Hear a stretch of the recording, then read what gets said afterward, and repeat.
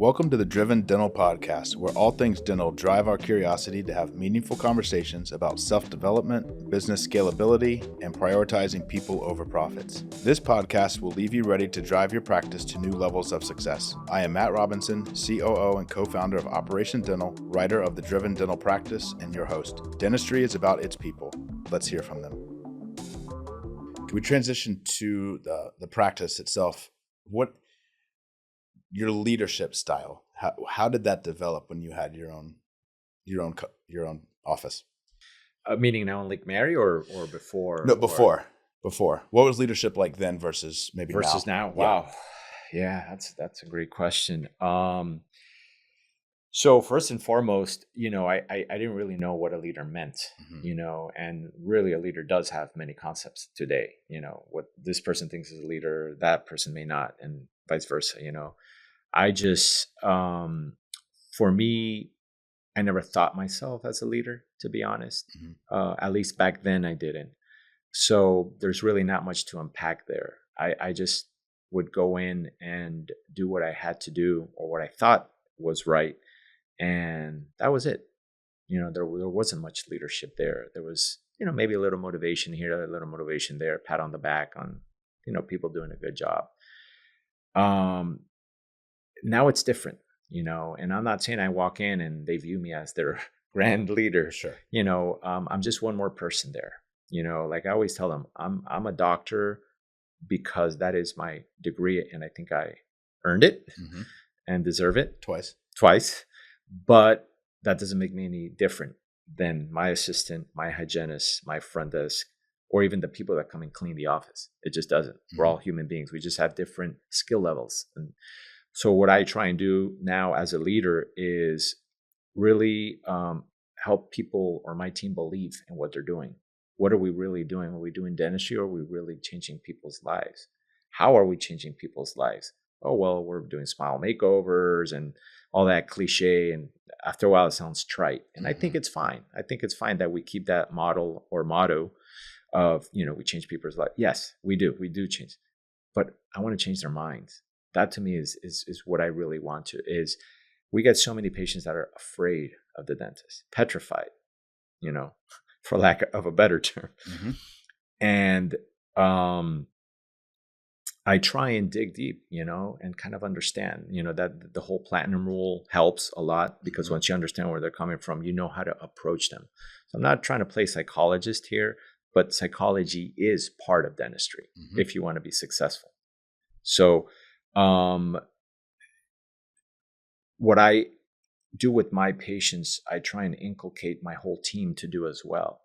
You're in the front. You're talking about finances, make them feel comfortable, let them understand that this is for their benefit, not ours. We, get rewarded, I guess you can say indirectly, but they're the ones who get the major reward, a hygienist, how you're motivating them to clean their teeth at home, not just, for a couple of months, but a lifetime, because prevention is key. And we don't know, when they go to the office, we see one thing, but at home, they may be another person, completely undisciplined, not flossing, not brushing, not doing what they need to do. And then their mouth's full of decay, and they need implants and needed extractions, and now they have pain. You can prevent all that, So luckily for us, it's human nature that it's never always going to be that way. So we get patients, that's what we're here for, to help. But I do want to help people. I do want to let them know that you could prevent this from happening. You could have prevented $10,000 out of your pocket if you would have done the right thing. So it's helping them with themselves and also helping them cope with the anxiety levels. There are patients, and I would say maybe I can count it with one hand, that I've kind of referred out to get IV sedation here in Altamont, Palm Springs Dental with Dr. Gibby, I believe is the one who does IV sedation. I always say, go to him. He's IV sedation trained. He's awesome. You're going to be great, because why put yourself through this predicament and traumatize yourself even more?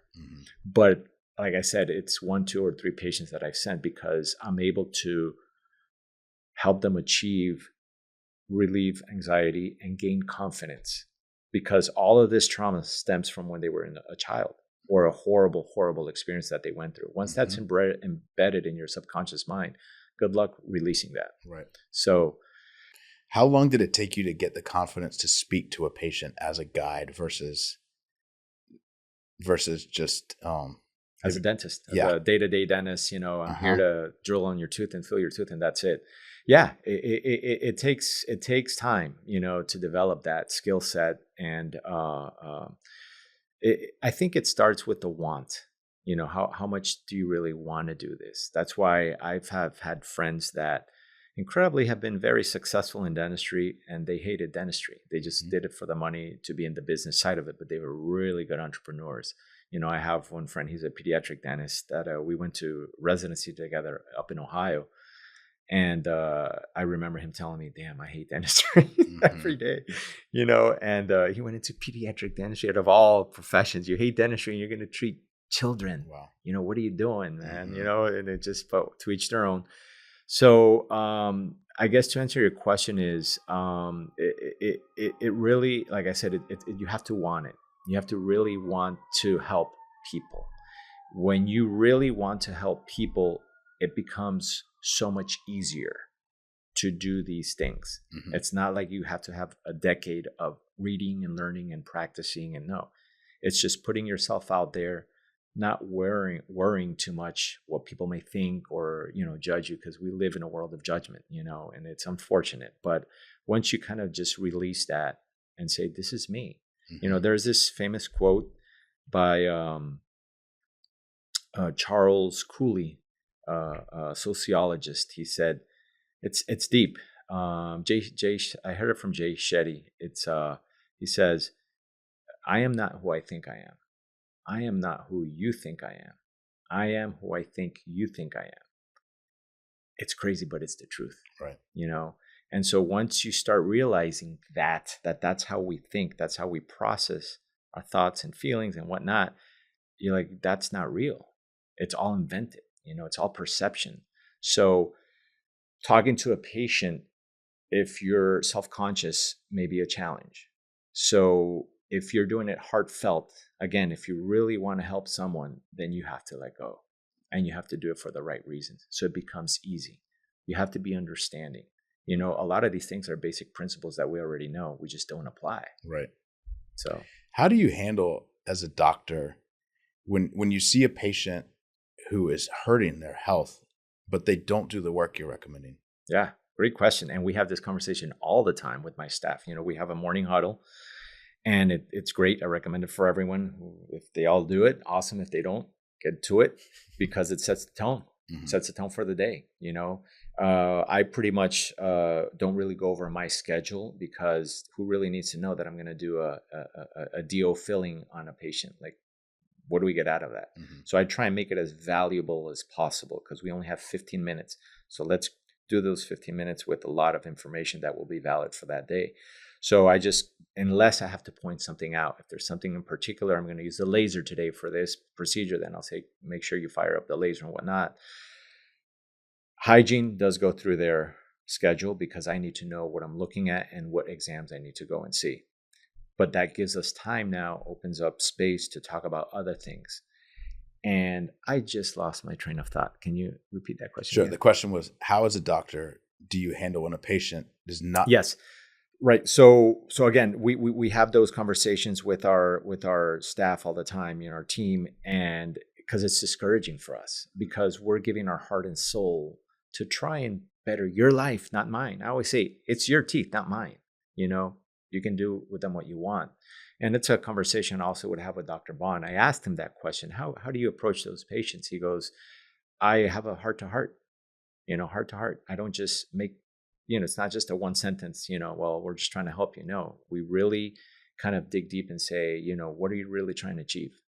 Oh, I just want my tooth fixed, and the rest of your mouth don't really care. Okay, so why am I going to put forth my effort, my energy?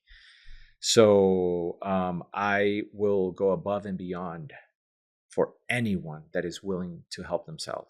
I will maybe help you more, to be honest, but I know you're helping yourself too. Sure. So those people that, will come in and their mouth is a disaster. It is what it is. I'm not trying to be demeaning here, but it's just, there's a lot going on, very diseased.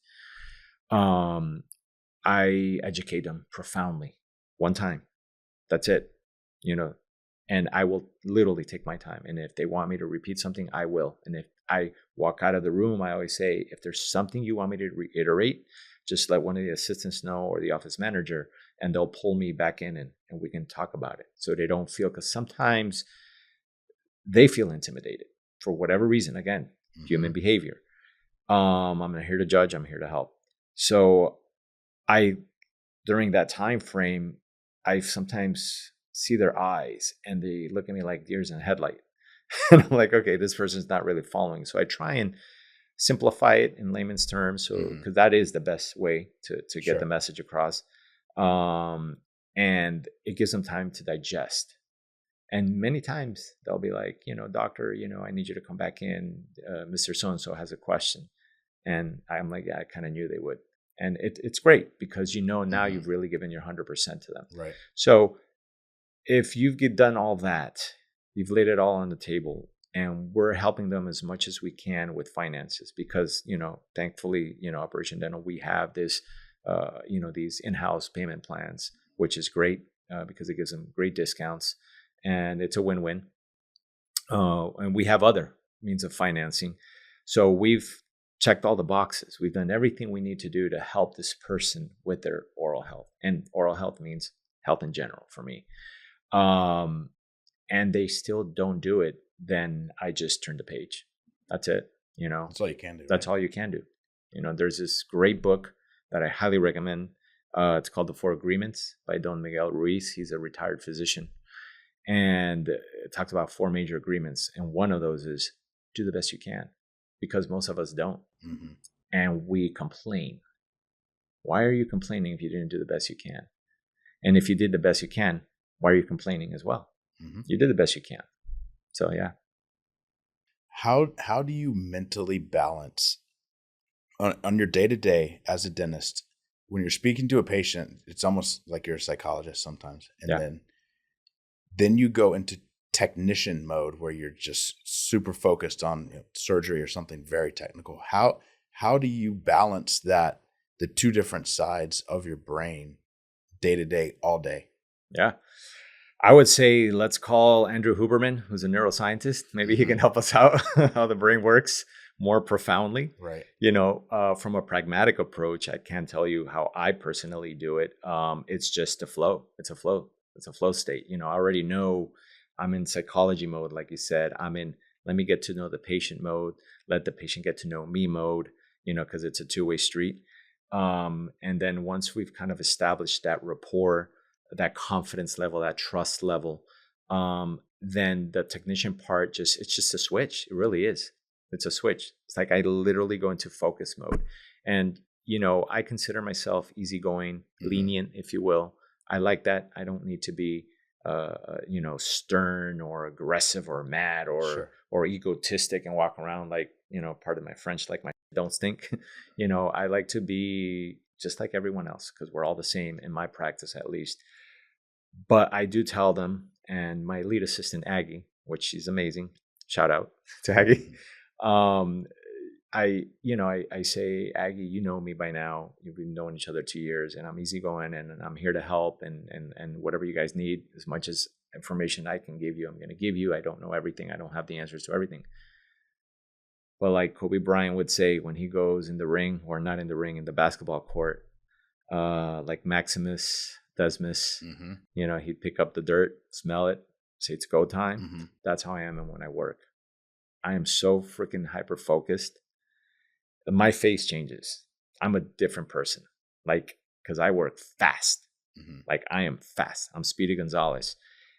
Obviously, that has to do with experience and time that I've been doing this. But I have the capacity to work super fast. Fillings, crown preps, even extractions, whatever it takes. But I'm also slow. There's a great book out there called Thinking Fast and Slow. And that's the part of your brain. There's a part of your brain that thinks fast and a part of your brain that thinks slow. You have to reason certain things. So when it comes to to that focus, like you said, that technical mode, for me, it's all mechanical now. Like sometimes I could be prepping a crown and I'm thinking, what am I going to have for lunch? Well, I really don't eat lunch, but what am I going to do? Or what's my next book I'm going to read? My brain is able to go there because I've done this over and over and over. Repetition is the mother of all dexterity, right? There you go. I could do it with my eyes closed. What if something goes wrong that's out of your control? The crown doesn't fit. Yep. When it comes back from the lab. Yep. How do you handle that mentally? I have a bottle of tequila in the back. That's it. Perfect. No, it's very stressful. Again, you got to be prepared and see these are, I guess we'll get into the morning routine at some point, but this is what sets the tone for me to be able to, deal with these situations. We can talk about it now. Yeah. So, but that's what helps me combat all these situations, which has happened, still happen, and will happen. Mm-hmm. I'm prepared for it. And when you're prepared, it doesn't faze you as much. You just kind of breathe in, breathe out. Okay, what can we do to, fix this? Whether it be a technical issue or a personal issue with the patient that has a combative behavior. Mm-hmm. Gotcha. Do you want to run us through the morning routine? All right. That is very impressive. I don't know if it's impressive, but it works for me. So I used to wake up at 4:30, as you know, and it was going well for a while.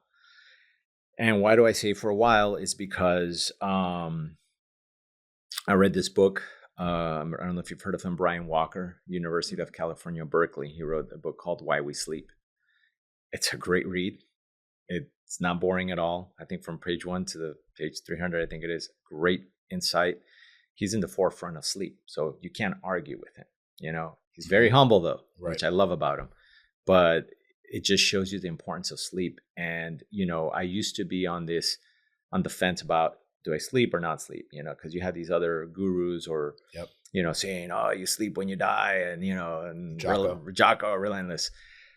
But I've heard Jocko say other things about sleep too. I don't know if you've heard of it. He does encourage sleep. It's not like he's saying, he puts it in the context that we oversleep is what I think he really means. It's not so much like don't sleep 8 hours, or, some people, that's the other thing. Some people just need 6 hours, and he may be one of those, or remember, Jocko is only one human being. Yep. He's got one perspective. That doesn't make him God or the know-all.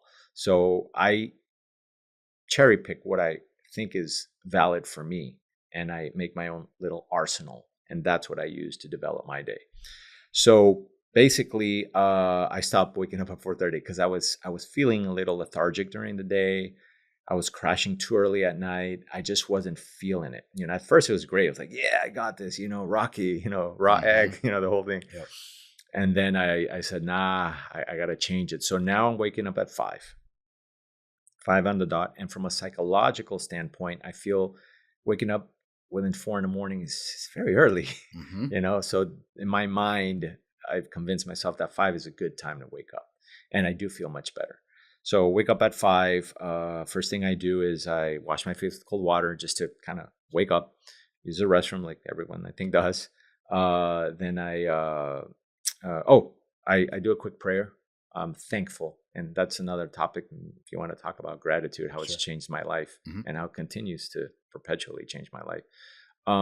So what I do is I go ahead and I do like a maybe 2-minute prayer, just thanking God for one more day of life. That's it. Because some people don't wake up the next day. So that is if I'm still alive. Sometimes I question it. Have I already died and this is the next world? I don't know. Me and my crazy mind. But the bottom line is I do that, and then I get up and wash my face, blah, blah, blah. And then I have 1 to 2 glasses of water, because as we know, the brain is composed largely of water. So why not give it what it's made up of? Also, digestive system activates. It's a great thing to do. Then I stretch maybe 5 minutes, depending on what I'm going to do. So one day I'll go run 3 miles. Another day I'll lift weights. Other day I'll do calisthenics. And I just kind of mix and match. And I do that for 25 minutes. That's it. Before I used to do 40 minutes, 45. And I found it not sustainable. And that's something I've read research on lately that talks about that for something to be sustainable, it shouldn't be daunting. So I always had that daunting thought of, oh man, 40 minutes of work, that's going to be intense. I don't want to work out, you know. Mm-hmm. Now I'm just doing 25. That's it. Easy. 25 every day. Consistent. So that's what I do. 25 minutes. And then once I'm done, I'm always listening to podcasts, listening to audiobooks. Rarely do I listen to music, you know, unless sometimes I get tired of all this. I'm going to listen to a little music, a little, you know, pump there. But other than that, this is what I do: listen and learn, you know, and try to better myself. And after that, I go to the cold shower. Yeah, that part is never fun. Mm-hmm. You think you get used to it, but you don't. But it does definitely waken up my senses, and immune system kicks in amazingly. It helps your immune system tremendously. It helps with inflammation. But I also do it because it's hard. Mm-hmm. I try and do hard things because that keeps me disciplined. There's another book I highly recommend by Ryan Holiday. It's called Discipline is Destiny. It's all based on the Stoic philosophy. It dates back to Marcus Aurelius, Roman emperor, you know, and the Roman Empire, and what he did and how he thought all the way back then, thousands of years ago. I mean, it's insane. So why not apply that today? We're evolving, right? If he did it back then, why not do it now? We're weak now. We're soft. We're too comfortable. You know, that's the thing. So I push myself. That's why I do it. I push and I push and I push, and that's my grind. I always say, how is, you know, you look at a piece of coal. It's dirty. It's nasty. You know, it's not attractive, but it's found within the earth, right? And you got the tectonic plates. You got the trepidatory effects and oscillatory effects constantly. The grind. And eventually it goes through so much stress and it becomes a diamond. That's what we are. But we have to go through that stress. We have to go through that struggle. It's not going to come easy to us. You can choose not to do it. Like I said, this is my routine. No one else's. If you choose to do it, kudos to you. If you want to do more, as well. But I don't believe, I know for a fact what this does to me and what it's done to me. Mm-hmm. Matt, if I was born the most confident kid in the world, the most secure, built, muscular, you know, just assertive, I wouldn't have to do any of these things. And that's a misnomer. We're all born equal in that sense. We're conditioned. And that could be for another podcast day, my upbringing. But the bottom line is, that's what the card I was dealt. So what do you do with it? Mm-hmm. Do you hide under a rock like a hermit and cry? Or you say, F that, I'm going to make something out of myself. It's a day-to-day grind. Mm-hmm. You got to do it. And these are the things that help me on a day-to-day. So when I'm able to do this, and then after I'm done with the shower, I feel like a beast, you know, and then I go and I meditate for 20 minutes. I'll do, alternate between meditation and visualization. For those that don't know how to meditate, it's amazing. Do you meditate? No. Oh, you should try it. Oh, it's going to blow your mind. I mean, you've done already so much, and I commend you for that and admire you as well, to be honest. But, you know, like I said, we never stop growing. We never stop learning. Mm-hmm. But meditation clears your mind in a way that you've never felt, because we're always thinking. People say, oh, I relax when I go to sleep. No, you don't. You're thinking thoughts. Mm-hmm. You're always thinking. Your subconscious is going and going and going. But when you meditate, that's pure bliss. You have no emotions, no feelings. A lot of people say, you know, I feel a certain way. I feel this. I feel that. I go, you know why? Because that's what you're thinking. It's all about your thoughts. And I say, if you try meditating and you get to that point where you're able to meditate, and you don't have to be the Dalai Lama, it's eventually easy. You get to a state where you could be angry, happy, sad, depressed, whatever emotion, doesn't matter. You won't feel a damn thing because your mind is blank. That's true meditation. So it brings you back to homeostasis, which is what we want to be in our body. So that's what I do, you know. And then who did you follow to learn that? The initial book, found it in Ecuador because I found myself very insecure. Like I said, I'd even miss dental school days and pretend I was sick, tell my parents I was sick because I was so insecure of going to school and being afraid that I was going to be asked the question, and not be able to respond, and people were going to judge me and laugh at me. So back then I already knew something was wrong. I just didn't know what it was. I didn't know it was called insecurity. I didn't know what it's called being judged and whatnot. So I found the book called Mind Power. And it's so amazing that I had no clue who the author was. I didn't read back then. It was just I just knew that whatever I was feeling had some connection with my mind. So I bought it, and I started reading it, and it talked about meditation. So I started years 1997. So I was 22 years old, maybe 23. I'm 49 now. But what I did was it always kept me going. So I never really did it fully for like a year, 2 years, and still I don't do it as disciplined as I should. But now more than ever, I'm doing it fairly consistently. But the book that really got me into it is Jose Silva. It's called the Silva Mind Control Technique. And it's been now developed into something more, which I'm sure you've heard of him, a huge entrepreneur, Vishen Lakhiani from Mind Valley. And he took his technique with the permission of the family, because Jose Silva passed away many years ago. But he attributes his success. His company's Mind Valley is worth over $100 million. And if you read his story, mind blowing as well. Came from nothing, had sleeping on a friend's couch, and now his company is worth over $100 million. And so his company is called Mind Valley. And it focuses on all of this personal development and successes. But he took the technique of meditating and converted it into something a bit easier. So you may want to follow his book. He's got a book out too. I forgot what it's called, but it's Vishen Lakhiani. Okay. And so, but I'm already old school with the original creator, Jose Silva. And why he created it as well. It's just interesting why he did it for his family. Okay. He found out what visualization and meditation does. He focuses on the meditation, but more so on the visualization, because meditation for me is just being calm. That's it. Being within myself. Visualization is, as they say, simulation. Right. It's a simulation of what you want to see, how you want to see your life. There's many times I'll visualize if I have a big surgery or a case that I'm a little bit doubtful about, I'll visualize a week before every morning. Going in, talking to my assistants, smiling, seeing the patient say, wow, that was a great surgery, or you did great, I didn't feel a thing. And it happens, man. It happens. It's so real. The mind is so powerful. It's so powerful. Yeah, I've actually, not because of any book, I happened to stumble across it. Looking at the weights I'm going to lift for the next week, it does something to me, how I can just visually see myself lifting the weights, and then it makes it easier. It does. It does. Because the mind is everything.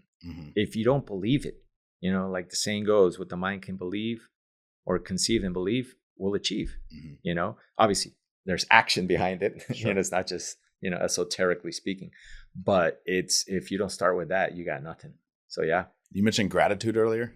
Yeah, gratitude. So this is recent, believe it or not. Okay. And again, I'm finding my life just amazing because of it. And I do share some of these things with my staff members, with my team. I don't like to be intrusive. I don't like to be, imposing my will. But so here and there, I'll write sometimes quotes on a whiteboard where we have our huddle. Sometimes we'll talk about it. Sometimes we don't. What does this really mean? Because they're profound. And, and these quotes, I learned to absorb these quotes from a very young age. I would say 19 in my teens. My dad would always cut these out of a newspaper in Ecuador called El Universo, the universe, like the Herald in Miami. Okay. And he would cut out these and put it on my desk every morning. And at first I'd look at it and throw it away. Look at it, throw it away. And I started it just captivated me what it would say. And I started just accumulating them. And so up to this day, I have hundreds of these newspaper, they're even like yellowish now. They're so old, because this is 25 years ago. But they've helped me also within my life. So going back to we were talking about gratitude.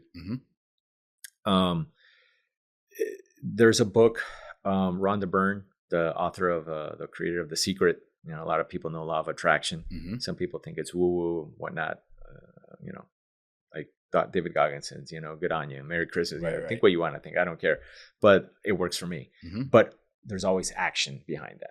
The bottom line is one of her books, to me, has been the most influential, which is called The Magic. And I did recommend it to some of my staff members. I don't know if they read it or not. And again, I do what I can. Sure. Do your best. Mm-hmm. It's up to you now what you want to do with the tools I've given you. And it made me notice that we're not ungrateful human beings. I don't think we are, but we're not grateful either. What do I mean by that? Are we constantly noticing what we have and deeply, not just verbally saying it, deeply feeling that gratitude for having all 10 fingers? I saw a patient a while back had 9 fingers. Mm-hmm. I'm like, how would I feel if I had 9 fingers? I'm sure I'd get over it because of my stoicism, but I don't think I'd be, I would prefer 10. Sure. All our senses, our eyesight, our breath, what we hear. I sometimes walk my dog in the morning, before going to work, and I look at the trees and I hear the birds and I'm like, damn. And I close my eyes. I'm like, if I were blind, this is what I would see. Nothing. So Andrea Bocelli, who's we know, famous singer, I bet you anything that they would say, we're going to take away all your fortune, but you're going to have eyesight. Guaranteed he'll be like, let's do it. Guaranteed. So that's where I talk about gratitude is we need to learn to be more grateful. Not just say it, oh, I'm grateful for this. Yeah, we've said that 1,000 times. No, like truly, deeply. Mm-hmm. So I have a gratitude journal that I write every morning, which is part of my daily routine. And I write 5 things that I'm grateful for. And that's I try and mix and match it because, I know I'm grateful for my wife. I know I'm grateful for my son, deeply grateful, and I'm grateful to God for it. But I'm grateful for so many things that weren't aware. The water that we drink, the capacity to, like I said, be able to walk. We have our legs, other people are on wheelchairs for life at a young age. Other people are in their deathbed. As I'm walking, sometimes I'm thinking, I got this difficult patient and dentistry sometimes can be a little you just don't want to go. Because again, I'm human. I'm not Superman. And I say, wait a second. What if I were to go to one of the hospitals right now and see how many people, this is their last week of life? And here I am complaining. Mm-hmm. Nah, switch it around. And that's what makes me say, no, let's go help this patient. Let's go give the best version of you and understand that patient. You don't have to be that patient's best friend. Yeah. You don't have to cure them, but you can be there for them. Yeah. That's interesting. I was going through something similar this week where I don't even remember there was just a lot going on. It was a stressful day.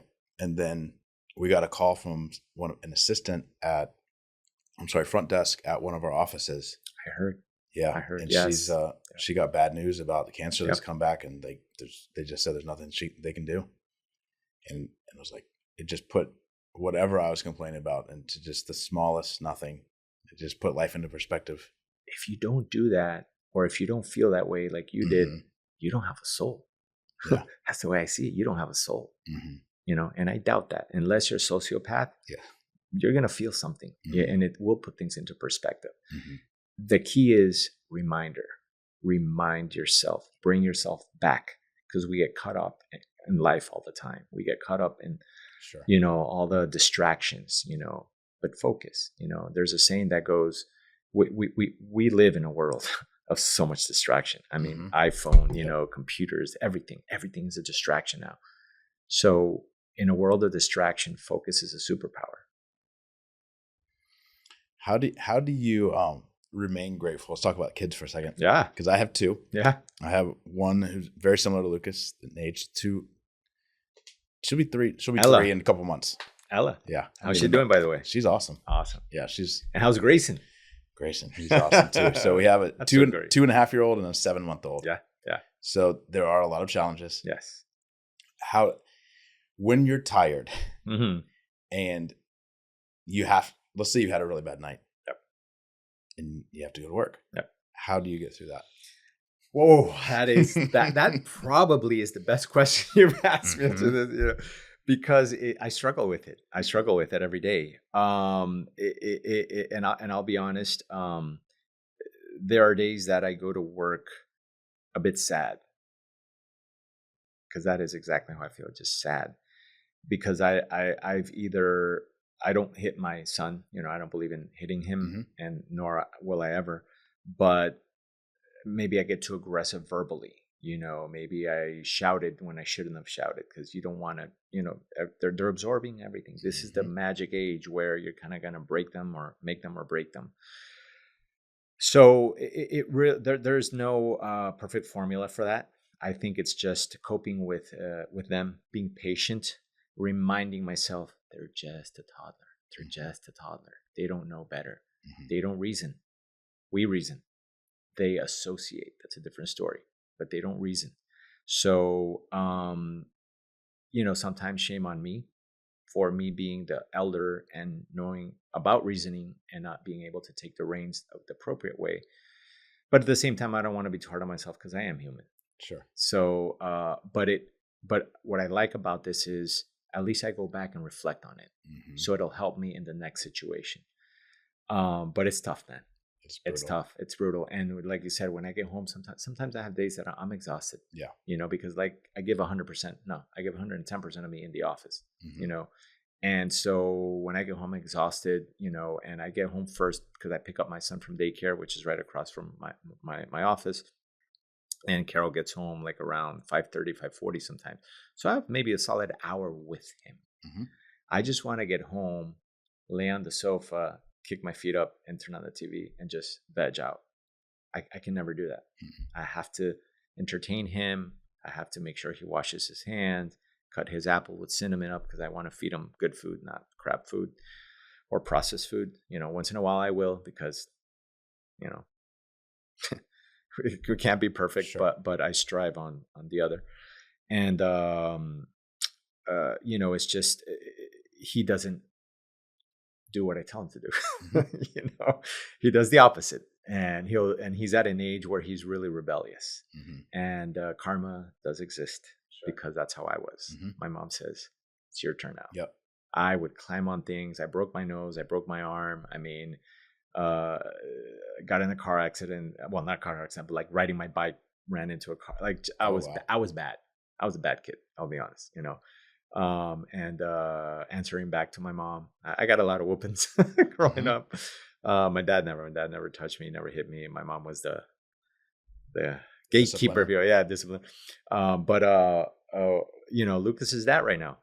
So we're feeling the heat, and Carol and I, we talk to each other and we help each other out, because there are moments that I remind her, and there are moments she reminds me. Yeah. So it's an effort, but sometimes we're both in the same boat. We're like, we want to strangle him, but we just step back. We really do. That's it. Just step back. Yeah. It helps me. Jackie and I think I can see in her and she can see in me when I need a break. Yeah. And she'll just take over for just a little bit and give me that break. Yeah. It's huge. It's important. Just that little break that you guys do. And it's funny because we do the same. We do the same. Sometimes we go in together, we tag team it. Like, let's just, go in the ring together, but sometimes she'll be like, don't worry, I got this. Or the opposite. Or I'll do certain things in the house that she needs to do to be taken care of, so she can focus on Lucas, because he just wants mommy for the moment. So I can go in the picture, and he's like, no, daddy out. He puts me on timeout now. Oh yeah, I'm on timeout all the time. Where's daddy? He's in timeout. Yeah, we have jail for 5 minutes. I don't even know where she learned that word. Oh wow. But 5 minutes of jail. Yeah. Maybe it's a foreshadow. I hope not. I'm kidding. So I guess kind of to wrap it up, one of the bigger things that we've touched on that I think is super important is not getting comfortable. Yeah. And I think because you and I may have bloomed a little later in life, we understand that maybe better than most people who are just graduating from dental school, maybe in their late 20s, early 30s. Yeah. What advice would you have for them over not getting comfortable? Yeah, that's a great question and a great way to wrap it up. So first and foremost, I'm going to say we've both read a book called Late Bloomers by Rich Cargard. I recommend it to anyone who's a late bloomer. I really don't know who's going to be listening to this podcast. I don't know how many people we're going to reach, but if we can reach one person, that makes me happy. The purpose for me to come on to this podcast, honestly, was not to give my life's resume. It was really to show that maybe I didn't come from extreme poverty, but I came from extreme mental poverty, and I had to build myself up. So anyone that is currently struggling, that again walks with a facade, I'm God's greatest gift to the world, or, egotistic, and it's a cover up, really, because they're hiding something. And you shouldn't live in this mental prison, because it sucks, and it just gets worse. Be yourself, be authentic. So that was the essence of wanting to be here and talk about this. That's why I was excited about it. It wasn't about saying, yeah, I wake up at 5 a.m. I'm Sure. a beast. Yeah, look at me. No, I'm as simple as they come. I like to say sometimes I'm as dumb as they come, because I have so much more to learn. But I've changed. So, it's kind of like saying to anyone, that is at a much younger age, take these words, if you want to call them, of wisdom, of experience, whatever it is, and don't put it aside. Start practicing it. One thing, start taking cold showers. That's it. You don't like to work out? Fine, don't work out. Just take a cold shower. How does that make you feel? You're not going to be numb. I guarantee you that. You're not going to be numb. You're going to feel something. And then once you feel that something, go, introspect. Do some introspection. What am I feeling? Why am I feeling it? Awaken yourself up. We're dormant, man. We're just like dead. We're like zombies sometimes. We just go through the motions. We wake up, we eat, go to the bathroom, we work, we go home, watch TV. Next day, you're going to be 80. You're going to be in your deathbed. Like, what did I really do with my life? Mm-hmm. Suck the marrow out of life. Mm-hmm. Like, do you not really want it? And I believe people want it. They're just afraid because they get comfortable. Mm-hmm. We're programmed to fail. Our brain is programmed to be comfortable.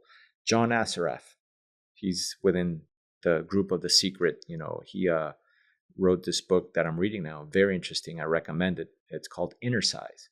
We exercise. Awesome. But what about inner size? Our brain, our mind. What are we capable of? I'm curious to find out what I'm capable of. I know this is not my end all. This is my start.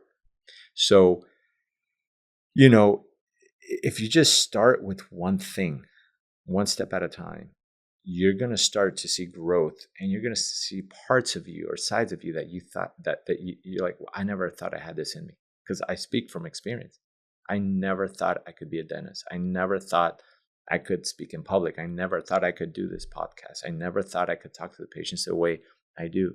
I never thought I could do surgery, extract a tooth. The first time I saw a tooth being extracted, I was, I think, in my second year of dental school, and we were with a bunch of friends. We looked like looking at puppies through a window, and seeing them take out a tooth. And I'm like, I can't do that.